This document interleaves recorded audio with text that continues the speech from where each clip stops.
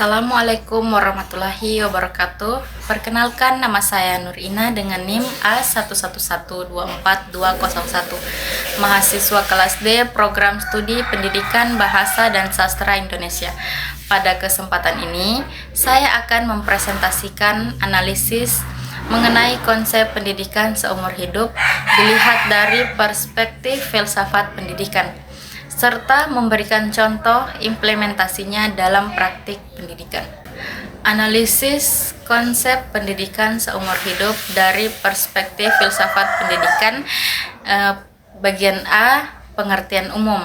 Pendidikan seumur hidup atau lifelong education adalah pandangan bahwa proses pendidikan tidak hanya berlangsung di sekolah, tetapi berlangsung sepanjang hayat, dari manusia lahir hingga meninggal. Belajar tidak dibatasi oleh usia, tempat, maupun status sosial. Yang B, yaitu perspektif filsafat pendidikan. Yang pertama, perspektif epistemologi atau hakikat pengetahuan. Dalam epistemologi pendidikan seumur hidup dalam pandangan bahwa pengetahuan selalu berkembang dan manusia perlu terus memperbarui pengetahuannya. Karena itu, belajar menjadi proses kontinu, bukan berhenti setelah seseorang menyelesaikan pendidikan formal. Yang kedua yaitu perspektif ontologi atau hakikat manusia. Ontologinya berangkat dari keyakinan bahwa manusia adalah makhluk yang dinamis, memiliki potensi yang terus berkembang. Manusia tidak statis, sehingga pendidikan harus mengikuti perjalanan hidupnya. Konsep ini memperlakukan manusia sebagai pembelajaran sepanjang hayat. Yang ketiga yaitu perspektif aksiologi atau nilai dan tujuan pendidikan.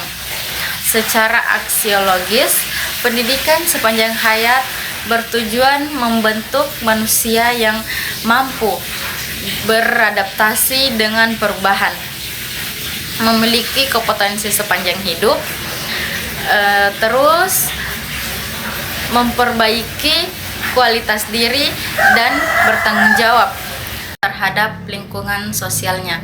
Nilai utamanya adalah kemandirian belajar, tanggung jawab, keterbukaan terhadap perubahan, dan pemberdayaan diri. C. Tokoh pendukung konsep ini. Beberapa tokoh filsafat pendidikan yang mendukung konsep pendidikan seumur hidup antara lain John Dewey. Pendidikan adalah rekonstruksi pengalaman yang terus berlangsung. Ivan Illich mendorong Dexling skuti belajar bisa terjadi di berbagai ruang sosial. Fari menekankan pendidikan kritis dan pembebasan yang terus berlanjut sepanjang hidup. D. Konsep kunci dalam pendidikan seumur hidup, belajar sepanjang hayat atau lifelong learning.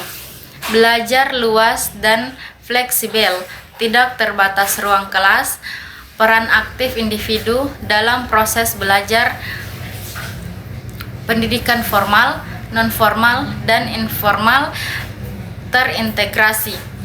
2. Contoh implementasi konsep pendidikan seumur hidup. A. Dalam pendidikan formal, program pendidikan orang dewasa seperti paket kerja A, B, dan C. Pengembangan profesional guru, misalnya workshop berkelanjutan, pelatihan digital, dan sertifikasi. Kurikulum merdeka yang menekankan fleksibilitas dan kemandirian belajar. B. Dalam pendidikan non-formal, pelatihan keterampilan menjahit, mengelola keuangan, kursus komputer dan bahasa asing. Kegiatan PKBM atau Pusat Kegiatan Belajar Masyarakat yang membantu masyarakat belajar tanpa batas usia. Pelatihan UMKM untuk meningkatkan kemampuan ekonomi masyarakat. C. Dalam pendidikan informal, belajar dari keluarga, nilai moral, budi pekerti, sopan santun, dan budaya. Belajar mulai pengalaman kerja atau interaksi sosial. Belajar mandiri melalui teknologi seperti YouTube, podcast pendidikan, e-learning, dan aplikasi belajar. D. Implementasi di era digital. 1. Platform online seperti Coursera, Ruang Guru, Kampus Merdeka, dan Google Clipshop. 2. Pembelajaran berbasis komunitas, misalnya komunitas literasi, komunitas UMKM digital, dan kelompok belajar warga. 3. Self-directed learning, yaitu individu menetapkan tujuan belajarnya sendiri, kemudian mencari sumber belajarnya secara mandiri. Kesimpulannya, pendidikan seumur hidup merupakan konsep penting dalam filsafat pendidikan yang menekankan bahwa belajar adalah proses sepanjang hayat. Konsep ini relevan dengan tuntutan zaman yang terus berubah dan menuntut manusia untuk terus berkembang. Sekian dari saya. Wabillahi taufiq wal hidayah. Wassalamualaikum warahmatullahi wabarakatuh.